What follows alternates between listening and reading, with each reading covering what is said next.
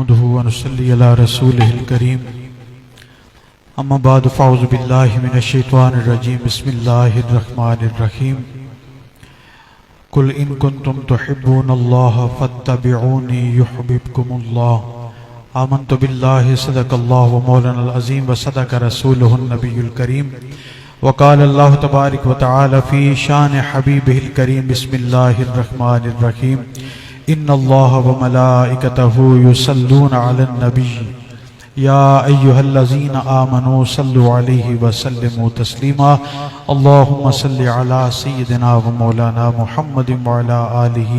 واصحابه اجمعين۔ قوت عشق سے ہر پست کو بالا کر دے، قوت عشق سے ہر پست کو بالا کر دے،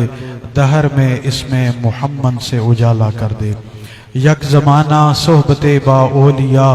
بہتر از 100 سالہ طاعت بیریا۔ حمد و صلات کے بعد نہایت ہی واجب الاحترام بزرگوں اور دوستوں، اور بالخصوص ہمارے آج کے اس پروگرام کے اندر مہمان جو تشریف لائے جناب محترم پروفیسر قاضی انوار الاسلام صاحب اور جناب محترم جو ثنا خواں ہیں ہمارے اس علاقے کے بڑے مشہور عاصم اعجاز صاحب اور حافظ عمران حسین طاہری صاحب اور جتنے بھی روحانی طلبہ جماعت کے احباب، اللہ تعالیٰ آپ سب کا ہم سب کا مل بیٹھنا قبول فرمائے۔ بچوں کی نعتیں ہم نے سنی ہیں، الحمدللہ یہ اللہ کا کرم ہے کہ ہمارے بچوں کی زبان پر اگر کوئی الفاظ ہیں تو یا قرآن کی تلاوت ہوتی ہے یا نعت رسول مقبول صلی اللہ علیہ وسلم ہوتی ہے۔ یہ خوش نصیب بچے ہیں کہ جن کی زبان پر کوئی غلط جملے نہیں ہیں، کوئی غلط اشعار نہیں ہیں۔ اگر وہ کچھ پکارتے ہیں، کچھ پڑھتے ہیں تو یا اللہ کے پاک کلام کی تلاوت کرتے ہیں یا اللہ کے نبی کی ثنا بیان کرتے ہیں یا نعت رسول مقبول پڑھتے ہیں۔ اگر ایسی اولاد ہو، اگر ایسے بچے ہوں تو یہ والدین کے لیے بڑی خوش نصیبی ہے، بڑی خوش نصیبی ہے۔ ایسی صحبت، ایسا ماحول مل جائے جس میں یہی کچھ بڑا لطف آ رہا تھا کہ ان بچوں کی ایک پیاری سی آواز جب ہم سن رہے تھے، جس میں کسی دنیا دار کی تعریف نہیں تھی، کسی سیاستدان کی تعریف نہیں تھی، کسی اور منصب والے کی تعریف نہیں تھی۔ اگر تعریف تھی تو اس ذات کی تھی جس کی تعریف خود اللہ نے کی ہے، جس کی تعریف میں اللہ نے پورا قرآن نازل کر دیا، یعنی اللہ کے نبی کی تعریف بیان ہو رہی تھی۔ یہ بڑی خوش نصیبی ہے۔ اللہ ان بچوں کے ذوق میں، ان کی آواز میں، ان کے سوز میں برکتیں عطا فرمائے۔ یہ پروگرام ہے چونکہ مختصر وقت ہے، صرف چند باتیں عرض کرنی ہیں اور پھر انشاءاللہ جو وہ اعلان کیا جائے گا، بچوں کے انعامات دیے جائیں گے۔ قرآن کی میں نے آیت پڑھی ہے، اس کا مفہوم یہ ہے، اللہ تعالیٰ قرآن میں کہتا ہے قل ان کنتم تحبون اللہ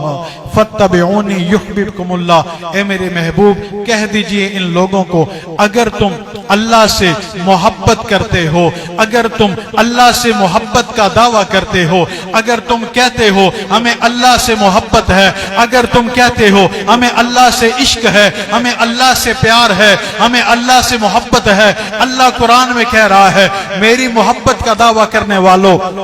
میری محبت کا نام لینے والوں، پھر تمہیں اس بات کی طرف دعوت دی جاتی ہے فاتبعونی، میرے محبوب کی پیروی کرو، میرے نبی کی پیروی کرو، میرے رسول کی پیروی کرو۔ اللہ تعالیٰ کہہ رہا ہے اگر تم کہتے ہو کہ میں اللہ سے محبت ہے تو پھر تمہیں میرے محبوب کی پیروی کرنا ہوگی۔ پھر کیا ہوگا؟ اللہ کہتا ہے کہ پھر اللہ تعالیٰ یحببکم اللہ تم سے خود محبت کرنے لگے گا، یعنی تم اللہ کے محبوب بندے بن جاؤ گے۔ ذریعہ کیا ہوا کہ اللہ کی محبت کا دعویٰ صرف اللہ کے ہاں قابل قبول نہیں ہے جب تک کہ اللہ کے نبی کے طریقے پر نہ چلا جائے۔ اگر ہم اللہ کے رسول کے، اللہ کے نبی کی سنت پر، آپ کی سیرت پر، آپ کے طریقے پر چلتے ہیں، اس کا مطلب یہ ہے میرا اور آپ کا یہ عمل، میرا اور آپ کا یہ کردار، میرے اور آپ کی یہ زندگی، میرے اور آپ کا یہ شب و روز دنیا میں وقت گزارنا جو ہے، یہ اللہ کے ان بندوں میں شامل کر دے گا کہ اللہ ہم سے اپنے جو ہے وہ محبوب بندوں میں شامل فرما لے گا، اللہ ہم سے محبت کرنے لگا۔ لیکن اللہ کے نبی کی محبت تک پہنچنے کے لیے جو سب سے آسان ذریعہ ہے وہ مرشد کامل کی ذات ہے، وہ اللہ کے کامل ولی کی ذات ہے کہ جب ہم مرشد کے ساتھ محبت رکھتے ہیں، کسی اہل دل کے پاس بیٹھتے ہیں، کسی اہل نظر کے پاس بیٹھتے ہیں، کسی اللہ کے دوست کے پاس بیٹھتے ہیں، تو اس کی صحبت میں جانے سے، اس کے قرب میں بیٹھنے سے ہمیں محبت رسول مل جاتی ہے، ہمیں اللہ کے رسول کی ذات کے ساتھ وہ نسبت مل جاتی ہے، وہ ایک رابطہ ایسا مل جاتا ہے کہ ہم خود بخود اس ولی کے ذریعے سے نبی تک پہنچ جاتے ہیں اور نبی کے ذریعے سے خدا تک پہنچ جاتے ہیں۔ آج کے اس پر فتن دور کے اندر، جہاں ہر طرف سوشل میڈیا کے اندر، جہاں جھوٹ اور سچ اس طرح ہے کہ سچ کو ڈھونڈنا بڑا مشکل ہے، بڑی تحقیق کرنی پڑتی ہے،